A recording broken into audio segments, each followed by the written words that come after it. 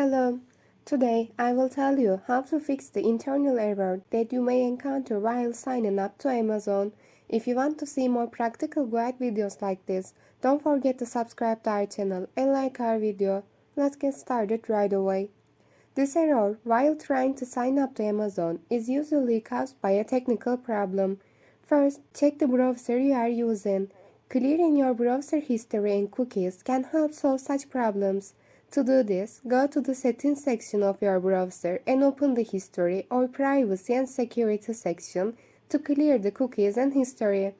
If this method doesn't work, try using a different browser. For example, you can use Firefox or Safari instead of Chrome. Sometimes browser incompatibility can cause such errors. Second, check your internet connection. A weak or intermittent connection can cause Amazon's page to not load properly. Restarting your modem or connecting to a stronger Wi-Fi network can solve this problem. Another solution is to check the date and time settings of your device. An incorrect date or time can cause some incompatibility with Amazon servers. Make sure your device's date and time are correct. If you are using Amazon's mobile app, updating or reinstalling the app can also be a good solution. Sometimes, outdated app version can cause these types of errors.